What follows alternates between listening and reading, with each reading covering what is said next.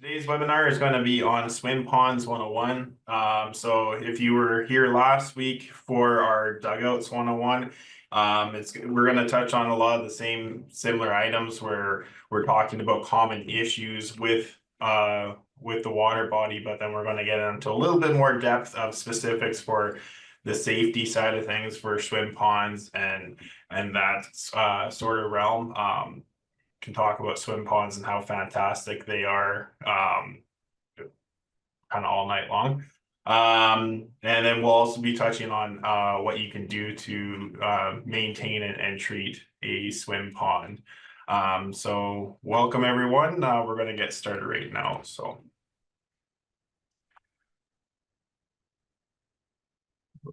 there we go. So a little bit about us. So we're Clean Water Pro, but we're part of a larger organization, which includes Clean Water Pro, pondsupply.ca, Vantage drones, as well as CWP Environmental. We do everything from helping homeowners with their backyard ponds, landscape lighting, as well as we do a lot of environmental work as well. We do environmental assessments, ESAs, that sort of thing, consulting on large scale water remediation projects, as well as we have a full array of staff that do water remediation for us in the summer, where we're taking care of retention ponds across the province, and kind of outward from there too. So we're back with a lot of experience on this. So we've had a lot of hands-on experience to figure out what works best for treating water and navigating those kind of regulatory compliances within the country for what you can actually put in water that's safe and effective for things like swim ponds. So swim ponds, we're going to start with the pros and cons, then we'll get into some common issues, as well as the treatment options that we have. And then we're going to be touching on how to design and build an optimal swim pond for setting yourself up for success on that as well. So if you have any questions, feel free to pop them into the chat. I have Lynn Melvin, who is the CEO, on the call with us today. She will be answering any questions that you might have. And then myself, I'm Eric Melvin. I'm the VP of operations. So if you have any questions, feel free to pop them into the chat. We'll be answering all those at the end, as well as Lynn will answer your questions you might have live time just via the chat. So what are the pros and cons about swim ponds? So honestly, I can list so many pros here, but I decided to stick with 6.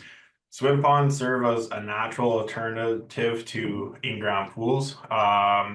Swim ponds can be less maintenance and more cost effective. So if you were to build a in-ground pool, you need pipes and filtration, concrete work, you name it, sort of thing. Whereas a swim pond, if you're able to either clean up an existing pond or even building from scratch, is quite cost effective. You're not spending tens of thousands of dollars.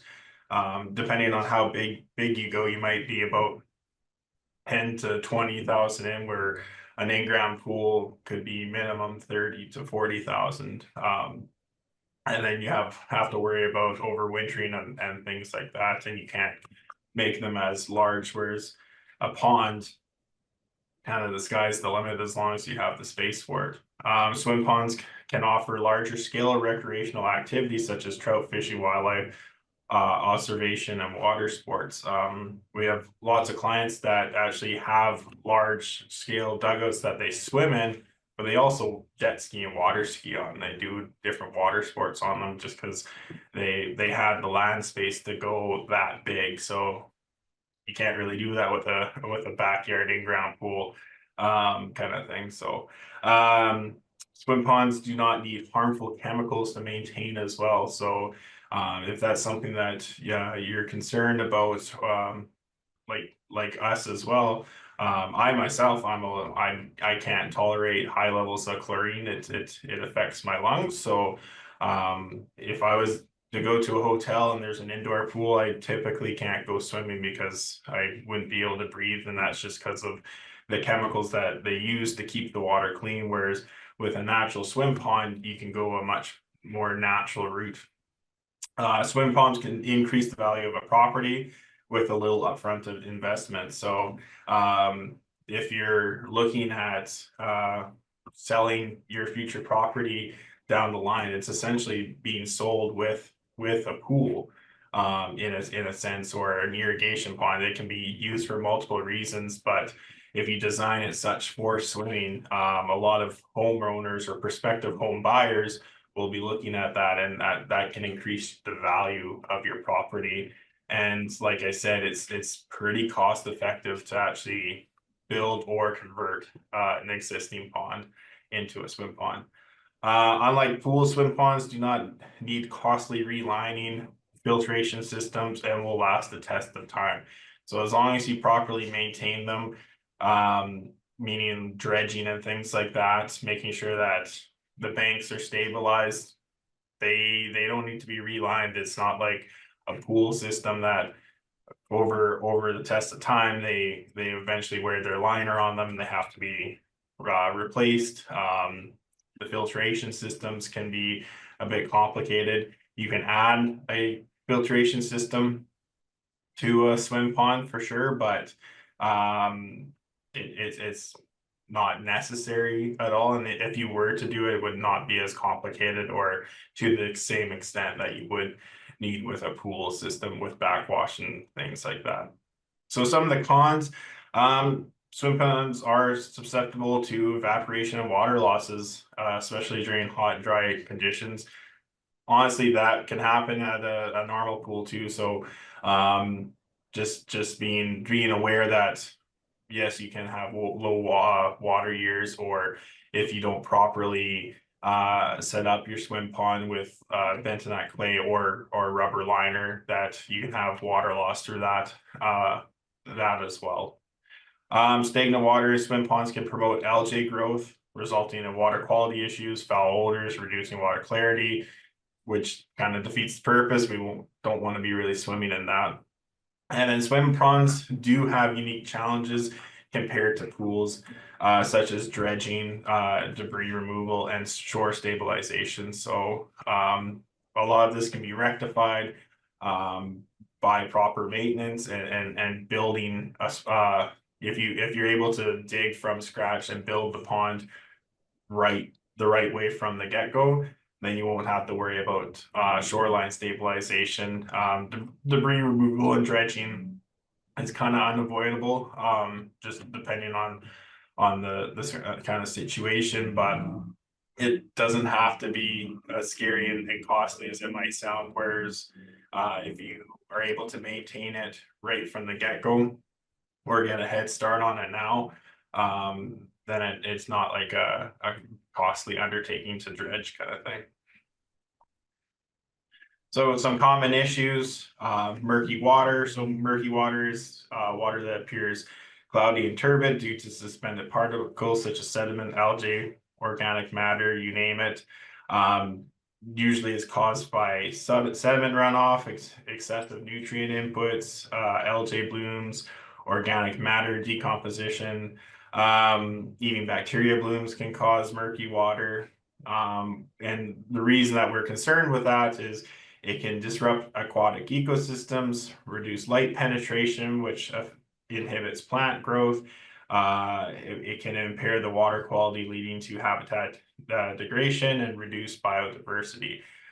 So maintaining a good balanced system is really important to maintain clean and healthy water. So it's normally a sign that something's not running the way we want. Tannins. So tannins are organic compounds found from decaying plant material, giving the pond a brownish color, creating a tea-like appearance. So pretty much it's like you have a bunch of logs, you have some leaves and stuff in there, that's leaching out, and that's essentially creating like a tea. So they leach into the pond water from decomposing leaves, wood, other organic material, um, particularly in natural water bodies surrounded by forests and wetlands. So we're based in Manitoba on the eastern side of the province. We have the Boreal Shield. A lot of lakes there have tannins in them. But even in this case, this is a backyard pond that was next to an oak tree that gets tons and tons of oak leaves in it every single fall.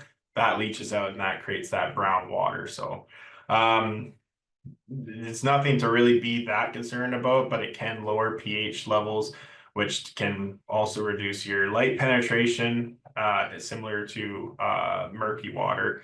It affects plant growth and can have an impact on fish health and water quality parameters as well.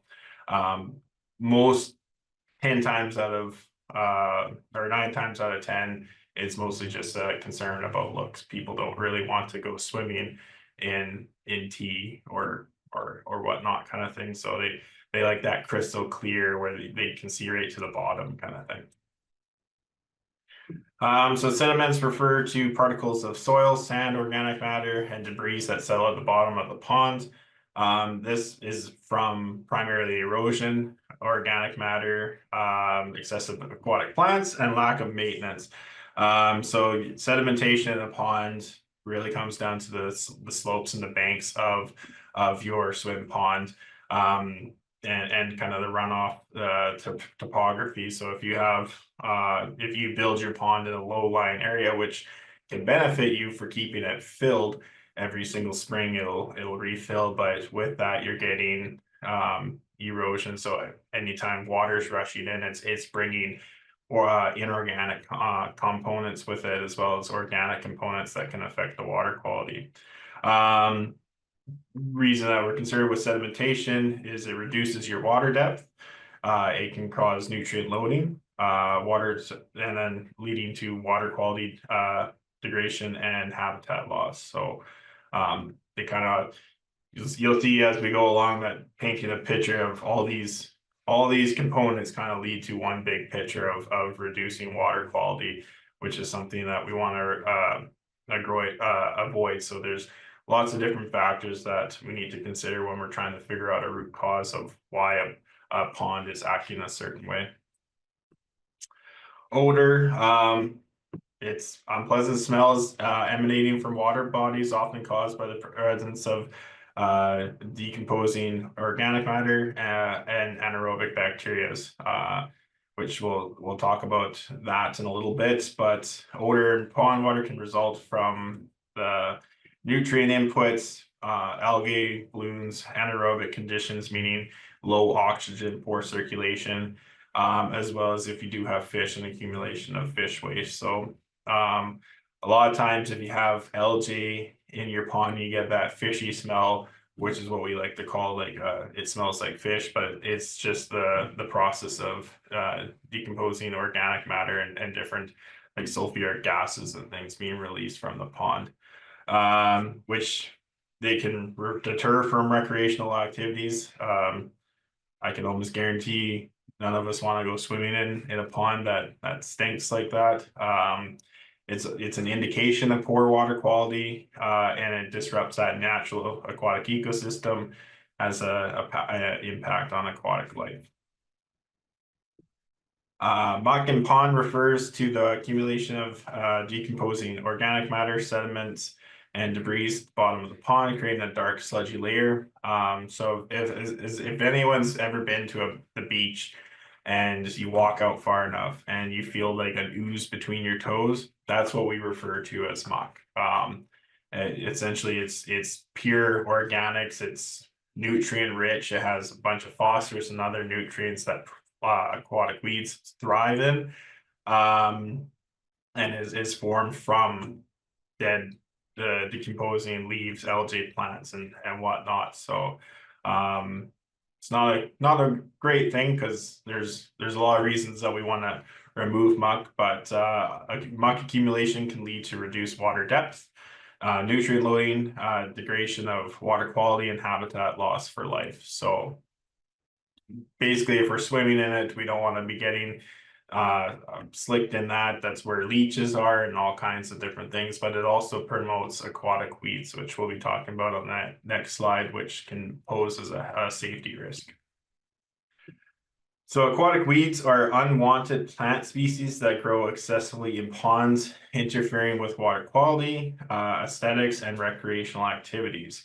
Aquatic weeds thrive due to nutrient-rich, enriched environments, sunlight penetration. So having lots of sunlight allows them to photosynthesize. They're just like any other plant. They often exacerbate are able to proliferate a lot more by nutrient runoff from fertilizers and organic matter decomposition. So why it matters is it can lead to reduced oxygen levels, which might sound a little bit funny, but they function the same way that trees and grasses and things function on land. So during the day, they are pumping out oxygen into the pond, but then as night falls, they're bringing that back into them and releasing CO2. So they're kind of having an effect on the oxygen demand within the pond, which can lead to habitat degradation and other kind of water quality issues that kind of affect that natural ecosystem. They may also obstruct water flow, impede recreational activities such as fishing, boating, and they can create breeding grounds and mosquitoes for other pests. Also on the note of swim ponds, aquatic weeds can be quite dangerous if you're swimming in them and there's excess weeds and muck. I know a few years ago in Winnipeg, there was a dog that jumped into a retention pond in the city of Winnipeg, and the owner went in after him to save him, and the owner actually ended up drowning because he got stuck in the weeds and the muck, and he was struggling and could not get out, and he took on water, and eventually it was fatal to him. So again, something we want to avoid if we are using our ponds for swimming, and trying to make sure that they're free of our aquatic weeds, especially if we have little ones. We don't want them getting tangled in them, because if you get enough of them, like even driving a boat through a weed sometimes can stop it right in its track. So it doesn't take much for it to stop someone, like a person, from getting stuck and sucked into them too. Cattails, so a little bit, we'll be talking about cattails here for I guess a little bit, and bulrushes. But cattails are tall, perennial wetland plants that often invade ponds and other water bodies. They have long, flat leaves and distinctive brown cylindrical flower heads. They can spread through ponds due to nutrient enrichment, shallow water, abundant sunlight, as well as from nutrient runoff and our organic decomposition that can also lead to their growth. So why does it matter? Cattails can overcrowd ponds, outcompeting native vegetation and reducing biodiversity. I'm sure some of you probably heard that. Well, great. If you want to clean up your water, you just put cattails in. And I'll be one of the first ones to tell you, do not do that. We get more calls about cattails than we do with odor and other things like that. Is we constantly are getting calls saying, how do I remove these cattails? Because they either spread into a pond naturally, or they were planted thinking that this was going to be a great thing, and then the next thing you know, you can't see your pond, you can't use your pond, and there's a ton of other associated issues with them. So on that note, cattails can obstruct water flow, impeding recreational activities, creating stagnant areas prone to mosquito breeding, as well as it creates areas that duckweed, which is another main issue that people like to talk about. So it creates that perfect condition for duckweed to thrive. Additionally, their dense root systems can stabilize the sediment, altering the pond's ecosystem. So not saying that there's not benefits to cattails, but in our experiences, there's other better plants to be putting into a pond that aren't as aggressive and won't take them over. We have lots of ponds that we treat on the commercial side, that's brand new ponds, and now there's about the size of a kitchen table that we can actually put a boat on, because the rest of the pond is just completely filled in with cattails, just because the nature of the pond, it was dug too shallow, so the cattails were able to take over. And yes, while they do remove nutrients, they actually will only remove nutrients to a certain point. And then, because if you're filling a glass of water, you can only fill it to a certain point. So the same thing works for nutrients. Once it gets to that certain point, it's putting nutrients back into the water. So it's working as in the opposite effect. And then as they die, they release nutrients again. So the only way to really remove nutrients from a pond using cattails or other aquatic vegetation that lives in the water is you have to cut them and remove them, kind of like in a lawn situation. So that can be very labor intensive, and not something that a lot of people like to do. So that's our PSA on on cattails. So bulrushes and cattails are often used interchangeably. Bulrushes are cattails, less aggressive, I would say more preferred friend. So they're often known as common club rash or soft-stem bulrush. They're also a perennial wetland plant, but they have triangular stems and a dense clump along of flower clusters. They often grow in dense clumps along pond edges and in shallow water. So just like cattails, they can spread in ponds due to same characteristics as cattails: nutrient enrichment, lots of sunlight, shallow water conditions, fertilizers, that kind of thing can kind of spruce up their growth. Bulrushes can overcrowd pond ecosystems, outcompeting native plants and reducing habitat diversity. They can obstruct water flow, impede recreational activities such as fishing, boating, creating stagnant areas prone to mosquito breeding, as well as duckweed. Additionally, their dense root system can stabilize the sediments, altering the pond's hydrology and ecosystem balance.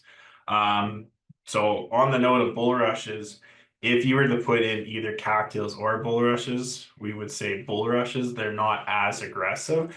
They do spread, but they're a lot easier to manage and maintain after the fact. So making sure that you're putting in, if you were to put in any bulrushes, they don't grow as high either. So if you're using your pond for aesthetic purposes, if you have cattails that are 6-7 feet high, you can't really see the pond's water edge, whereas the bulrushes, you can still see over them. They do also remove nutrients, so you can cut them back, but they're just a little bit easier to maintain. So if you were to pick one or the other, we would say bulrushes over cattails.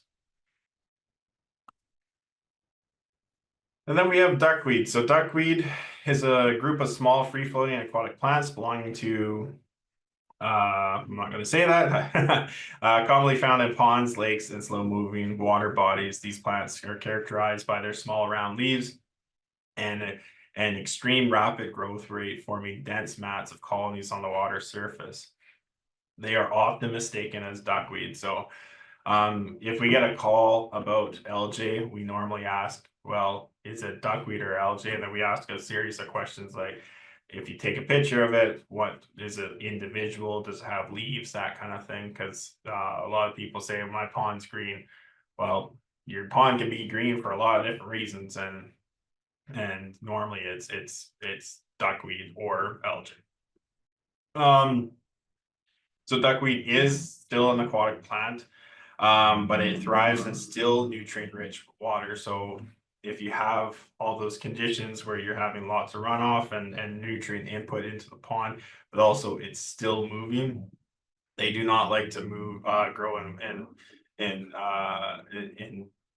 water that's well aerated or has a lot of wind action, you won't see duckweed. That's why you don't see duckweed in lakes, but you do see duckweeds in those secluded bays that there's no water movement, and that's often is able to they're often able to take hold in those areas that are next to cattails or bulrushes, and then they can spread out from there because those areas are being sheltered from the wind and water movement, and then it's able to march across the pond. So dense duckweed mats can reduce water clarity, inhibit light penetration. They can also, just like algae and other aquatic plants, lead to oxygen depletion, which negatively impacts ecosystems and biodiversity. Duckweed infestations can detract from the visual appeal of water bodies. So a lot of times too, duckweed is introduced via overland flooding or actually on the backs of waterfowl. So hence its name. So you might have a pond that's never had duckweed, and then all of a sudden you get duckweed, and it might seem pretty manageable for first few weeks kind of thing. You're able to scoop it out, but pretty soon your duckweed's going to take over the pond if you don't have adequate water movement to prevent it. We've had clients say, I spent 8 hours removing all the duckweed, we got it under control. Next day they went back out and it was like they hadn't done a single thing, because duckweed can multiply 1 billion times over in the span of 24 hours. I'm exaggerating a bit, but it is that fast that it can just explode across the pond. And once you have those spores in there, it's really, really hard to manage unless you are reducing your nutrients available to the duckweed, as well as increasing that water movement. Then we have algae, which is its own kind of category. So we have 4 main categories of algae that we'll be discussing. So there's surface algae, basically types of algae that accumulate on the surface of water bodies, such as pond, lakes, and reservoirs. They form dense mats and scums on the water surface, often appearing green, brownish, or reddish layers. So pictured here, that particular type of algae we call elephant snot. Looks like an elephant just sneezed and got its snot all over the water. So it often attracts bugs and other sort of critters, and has a strong odor with it. Floating out surface algae can reduce water clarity, which inhibits light penetration and lead to oxygen depletion, negatively impacting aquatic ecosystems and biodiversity. So yeah, it's again, visual appeal. People don't like to swim with algae present.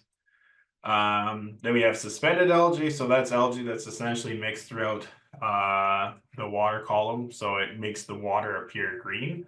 Floating algae, also known as phytoplankton or microscopic algae, suspended within the water body. Excess growth can lead to reduced water clarity, oxygen depletion. It can alter your pH levels, negatively impacting aquatic life and water quality. Dense accumulations can create unsightly surface scum, odors, detract from the visual appeal, and affects that recreational and aesthetic value. So again, people don't like to swim in water that's green, kind of thing. Then we have string algae, also known as filamentous algae or pond algae. They're types of algae that form long thread-like strands or mats in the bodies of water. These algae can attach to surfaces such as rocks, plants, substrates. These dense mats can smother aquatic plants, blocking water flow, alter habitat structure, disrupting the natural ecosystem and biodiversity. Unsightly string algae mats or blooms can detract from the visual appeal of water bodies, impacting your recreational activities. String algae is also fairly tough too. It's you can get rid of it, but it takes a little bit of extra time to kind of work its way through. Not all types. There's thousands of species of algae, and each of them will react different to different treatments, kind of thing. Then we have cyanobacteria, aka blue-green algae, which I'm sure a lot of you have heard of before. It's the algae that makes the news, because it's actually not an algae. It's a cyanobacteria, which is known as blue-green algae, but it's a type of photosynthetic bacteria which are found in all kinds of different habitats. Um, but the main concern with blue-green algae or cyanobacteria is they produce harmful toxins known as cyanotoxins, which pose a risk to human health, wildlife, and domestic animals if ingested or exposed. So normally it's small children, smaller animals that it can be fatal to, but it creates neurotoxins that can be fatal. So not to scare anyone, but that's why it's important to, if you have a swimming hole, make sure you're testing your water, and you see signs at beaches and things like that. If there's a blue-green algae outbreak where they say don't let your kids swim, don't let your pets drink from the water, that's because if they ingest enough and it is have these cyanotoxins in it, it can be fatal. And it you even hear of cases where like cows, like full-grown cows can be affected and die from it too. But the larger the animal, it takes a lot more for the toxins to actually take effect. So under certain conditions, bacteria can proliferate rapidly, forming dense blooms on surface scums that cover large areas of water bodies, leading to water quality issues, lower oxygen levels, ecosystem disruptions. They can have detrimental effects on aquatic ecosystems, including fish kills, habitat degradation, disruptions of food webs, leading to declines of biodiversity and ecological balance there. So. Then we have swimmer's itch. So swimmer's itch is a condition caused by parasites in contaminated water. Essentially what happens is the parasites will leave from a duck's fecal system. So as a duck poops, it releases the eggs. Those and the parasites then want to try and find its host, which is a snail. So then it will infect the snail and then kind of lead back through, and the parasites are looking for a duck again to attach onto. What happens is if we're swimming in the water and the parasites comes up to us and thinks we're a duck, it bites our skin, and that leads to a rash and kind of unpleasant side effects with that. And essentially it's just because the parasites can't get through our skin, unlike a duck kind of thing. So there are ways of dealing with swimmer's itch, but again, it's kind of related to ducks, your pond. So you're better to make sure that you get rid of your snails as well as ideally prevent ducks, because it's all related.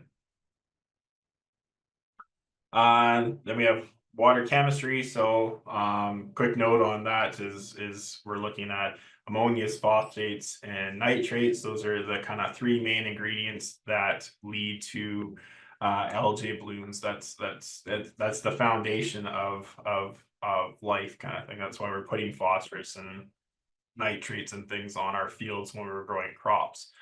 We also look at pH, which is your acidity of the pond, heavy metals, and also E. coli. So if you're using your pond for swimming, it's important to make sure that you don't have E. coli levels, so you can get that tested locally at a local lab, or in rare cases you could send it to us, but it's easier to have that sent away. But just testing for that, and you typically won't have to be that concerned about E. coli unless you're next to like a large farm operation, or depending on where your pond is, if it's next to other sort of where there's wastewater sort of thing. So best practices when building or maintaining a swim pond or swim ponds. So size, what determines the appropriate size? So a lot of people, they do like to have multi-purpose with their ponds. So they will include fish. So if you want fish or not fish, you need to make sure that it's sized appropriately if you are including fish in there, as well as permits. So we can't speak as on a broad term across Canada kind of thing because each municipality is different, but there's different requirements and permits for having a swim pond, which can also be another benefit is a lot of times having an in-ground pool has a lot of different permits and requires where you have to have like a fencing system and things like that, where a swim pond you can get away without sometimes, but we can't say it's certain, but it's just something to keep in mind and make sure you're doing your homeworks, which is just a call to your local government's office, or the provincial office as well. Um, it's provincially regulated in Manitoba. It's not with our municipalities kind of thing. So you kind of have to start with a call from with the local government and then work your way up from there. As well as considering your location, does it fit within the landscape? If you're a farmer or you own a lot of acreage, then you can do a 5-10 acre pond kind of thing, if as a budget that would allow. But if it's kind of a small backyard type deal, then making sure that it fits within the landscape and you're not taking over your entire backyard for something that might not fit necessarily, but you can have them of any size. So depth's also important as a consideration, which we'll talk about swimming area versus from a maintaining the water quality standpoint, but deeper water is more efficient at aerating. So aeration is really important for a lot of different processes, which we'll be talking about in a little bit, but the deeper the water, it's going to be a lot easier rather than if you have 2-3 feet of water, it's going to heat up more. It's going to be harder to aerate. You're going to have to look at a lot alternatives, which such as fountains or a lot more plates kind of thing, just to aerate to keep that water clean. But then you have increased chances of algae and other things kind of taking off from there. If you are stocking with fish, it's better for the fish as they can stay a bit cooler the deeper the water. If you're overwintering your fish too, you don't have to remove them from the pond. If you have deeper water, you can just leave an aeration system running all year round and they'll be perfectly fine. So yeah. To rock or not. So swim ponds with gravel or sand or rock bottom, they perform better because the rock and gravel provides increased square footage for the bacteria that grow on. So the bacteria like to grow in the nooks and crevices. So if you have a rock that's around, then the bacteria can encompass it. Whereas if you didn't have that, then they're just gonna grow on the bottom layer or in the bud kind of thing, which they don't always perform very well. It also lightens the color of the pond and it doesn't absorb as much heat, which might sound counterintuitive. If you're using it for swimming, you want it to be warm. The water will still be warm, but it won't get as warm as where it's causing issues where you're getting excessive algae growth and things like that, kind of creating those perfect conditions. So I also think it looks better. That's why when we go to the beach and there's sand there, you can see right through the bottom because it kind of radiates the light through up. Whereas if you were at the beach and it was just a mud or clay bottom, you wouldn't be able to see your feet kind of thing at a certain depth because it blackens the look and you can't really see. So we like to recommend doing sand and gravel kind of thing because there's a lot of different benefits with that. Pond plants. So pond plants are important if done right. You have to be careful of what you put in there, but you're always free to contact us and we can give you an idea of what to put in there and kind of consult on that.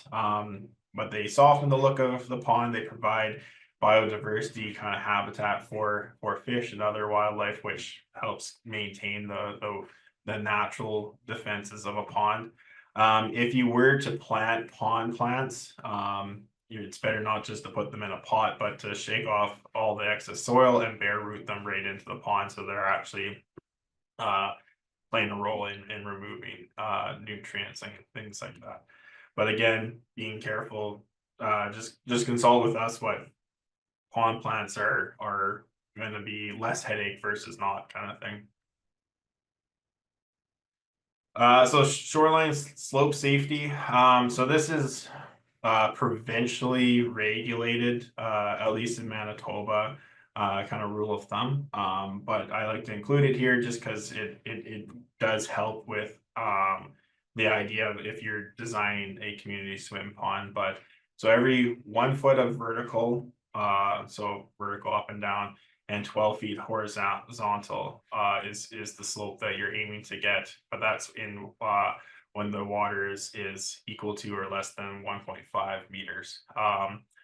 Whereas once you are between 1.5 and 2 meters, then 1 foot of vertical depth to 3 feet horizontal. So a very gradual slope.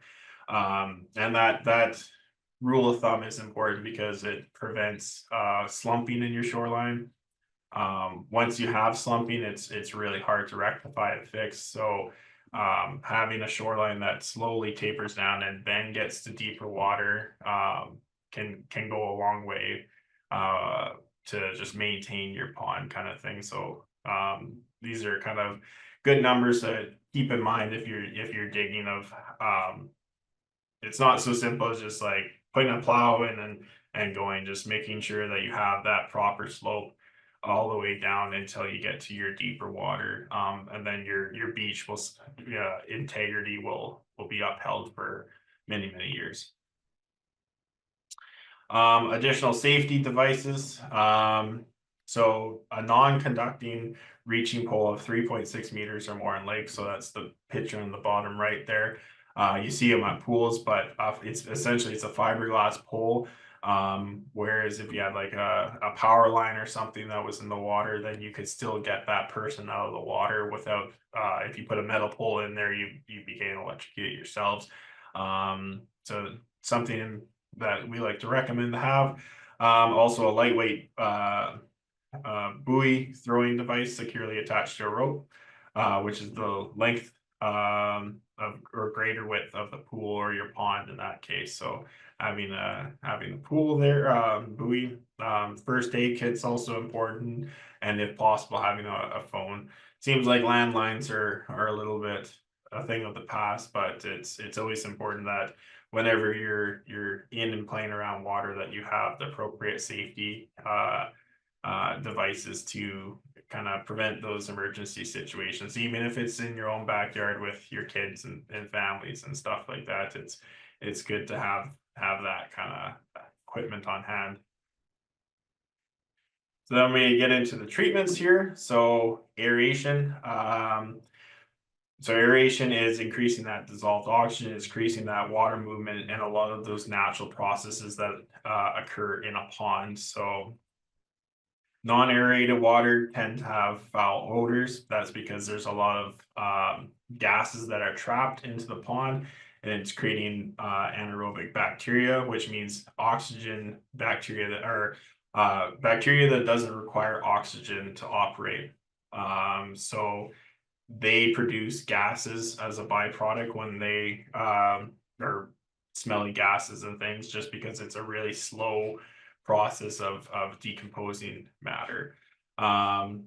They tend to be overgrown and it's a dead and suffering ecosystem, whereas aerated water, it's releases those gases from the pond, so it doesn't have a chance to accumulate and grow. It's just being released. It creates clear water, and it balances that ecosystem. Your anaerobic bacteria, so bacteria that require high levels of oxygen to decompose, are going to be working a lot faster, and they will be working on removing muck and clarifying your water through reducing nutrients. It also will promote biodiversity. So having little invertebrates that also require oxygen to operate, to work benefit. So basically, it's essentially you're providing a ecosystem for some natural processes to go to combat with you to maintain your water body. So that's something that we always recommend. Is our number one recommendation, that if someone has an issue with their pond, what can we do to improve it? Aeration is number one, and then we have some additives and different other approaches that are more proactive to reduce those nutrients. So there's two types of aeration, or subcategories of aeration, which are flowing fountains and subsurface aeration. So subsurface aeration, there's additional categories, which is coarse bubble and fine bubble. Coarse bubble are large bubbles breaking at the surface. Fine bubbles are millions of micro bubbles breaking at the surface. But the fine bubble aeration is regarded as many times more efficient at aerating compared to coarse bubble systems. We were just doing an environmental assessment the other day. It was in a lake that had an aeration system, but it was an old coarse bubble system, and that lake was anoxic. It from a pretty far distance away, it was it had very low oxygen levels, and as a result from that, their BOD, or biological oxygen demand, was kind of over the top. So it's causing blue-green algae blooms and other kind of things. So and fish kills that they're experiencing that in that lake. So there's lots of literature and studies out there. You can take my word for it, or look it up yourselves. But fine bubble, there's a lot of studies in regarding of that it's more efficient than coarse bubble. Subsurface aerators have less maintenance requirement and do not require removal, and are crucial for overwintering fish. I also want to note about fine bubble versus coarse bubble is they're more energy efficient, so they're not costing you as much in hydro costs. There are windmill aerators that you can get, but a lot of times, if the wind doesn't always blow, versus so if the wind's not blowing, and as well as there's a lot of intricate components of a windmill system, a lot of times the wind gets too high, the windmill will collapse and break, and then you have issues with that. But that starting and stopping of a system does not benefit the pond as much as having something that's continuously running. Fountains. So fountains are aesthetically pleasing in dugouts. They can be equipped with lighting and come in a variety of sizes and styles. They're efficient at aerating the top few feet of the water, and can be effective at controlling duckweed. So in the case of duckweed, we do like to use fountains as a treatment option, because it has a higher spread, especially in shallow water. But they do have increased maintenance challenges, such as clogging and removal, as well as pushing water compared to pushing air is much more costly. So it's much cheaper to put a compressor system in that's pushing air through microbubbles than running a fountain, because that's sucking water up and things like that. But they do work well in the sense that they're helping remove air, duckweed, because it's disturbing the water if you aren't in a situation where you can have that naturally occurring. So the biggest difference, though, shown in this graphic, is so a floating fountain, it'll kind of go up, and it's only about 3-4 feet beneath the surface that it's actually aerating. So it's only aerating that top little bit of the water. Whereas if a subsurface aeration system sits right on the bottom, and it creates a conveyor belt, it pulls water right from the bottom of the pond and pushes it upward. Once it hits the surface, it creates a bit of a small current, but it creates a bit of a current that creates a conveyor belt on either side. So it's mixing that whole pond and distributing the oxygen throughout the pond. So that's kind of like the main difference. Subsurface aeration is just much more effective at aerating. Whereas a floating fountain, it would be an effective tool to aerate in ponds that are less than 3 feet of water, kind of thing. If you're getting deeper than that, you're better to do fine bubble systems because it'd be more cost effective, and less maintenance, less headaches. All you have to do is change a couple filters and you're off and running for the entire season. And every 2 years there's a maintenance kit. Whereas the fountain, you oftentimes you have to remove them because fish are getting sucked up into them, aquatic weeds. Some of our commercial ponds that are within the city, they're constantly getting plugged with plastic and Tim Hortons cups and things like that. So they're a little bit more of a headache, but they do look pretty. Then we have additives. So things that you put into the water. So beneficial bacteria. Beneficial bacteria is naturally occurring bacteria in ponds, lakes, and rivers. There's anaerobic and aerobic bacteria. So the anaerobic is bacteria that doesn't require oxygen. Aerobic requires oxygen, and they both do play a role in the pond. But aerobic bacteria is much more efficient and faster at balancing an ecosystem. Bacteria act as a decomposer for nutrients and organics within the water, limiting algae growth. Introducing bacteria is key for boosting the immune system of a pond and maintaining the water quality. Oftentimes ponds that we have taken on contract where they're brand new and they're starting to experience algae issues, it takes we can manage them. We'll put our bacteria in, but we still might see the occasional bloom where there's an explosion of algae.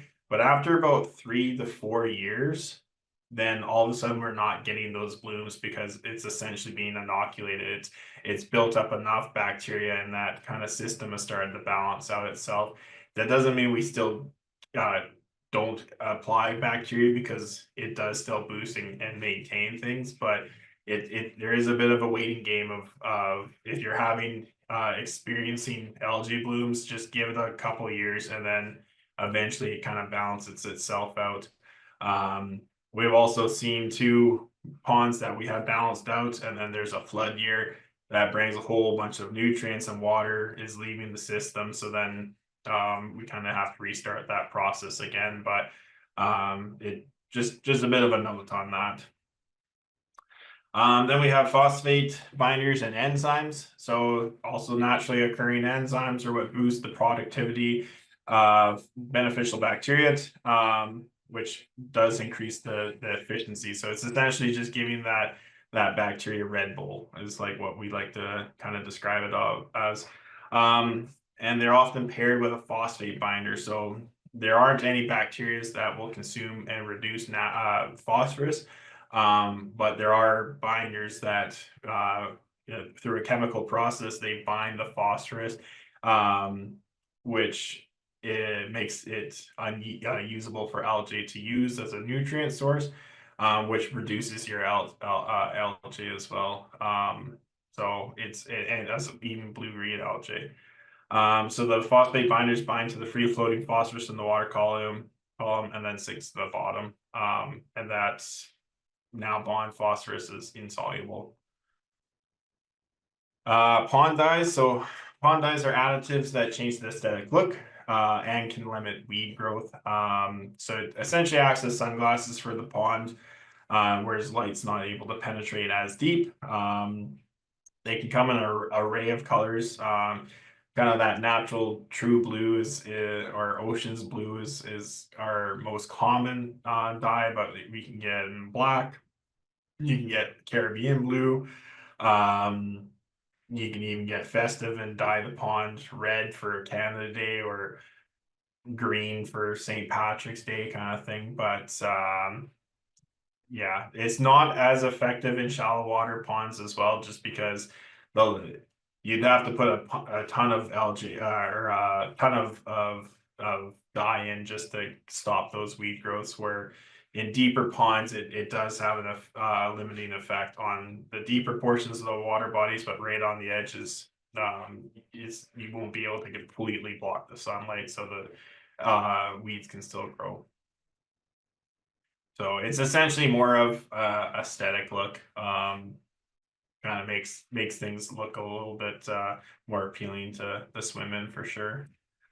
Then we have weed cutters and rakes. So if you do have aquatic weeds, we do have a product that will eat the muck where that's where aquatic weeds grow.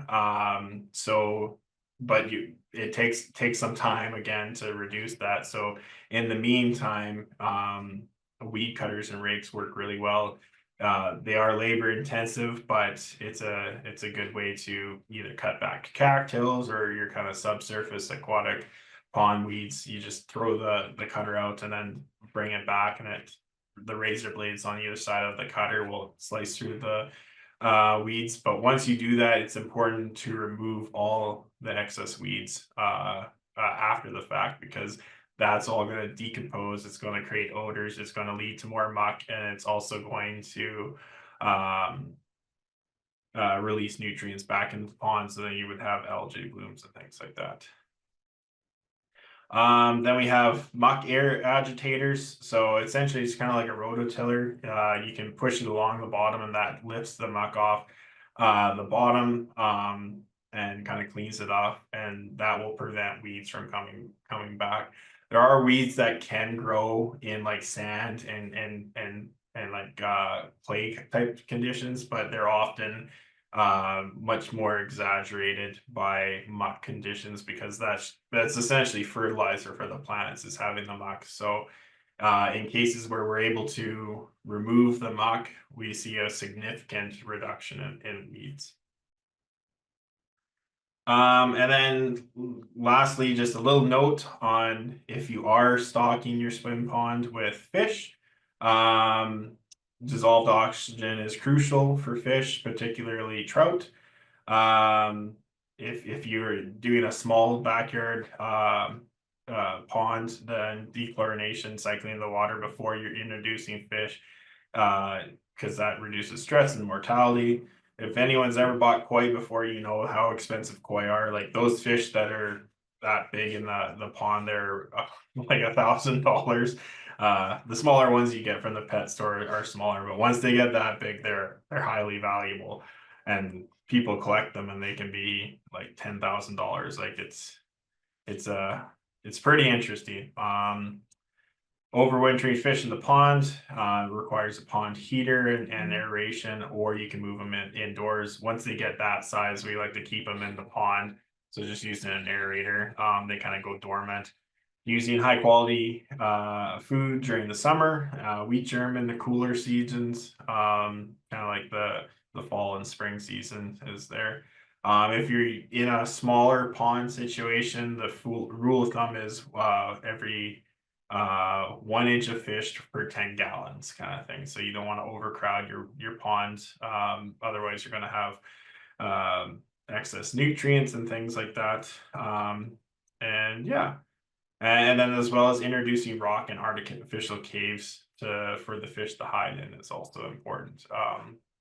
There's lots of calls that we've had where people have said they have a heron or a raccoon or something gets in, and then they eat their fish, and it's just devastating. So making sure that they have a place to escape to increase their chances of survival.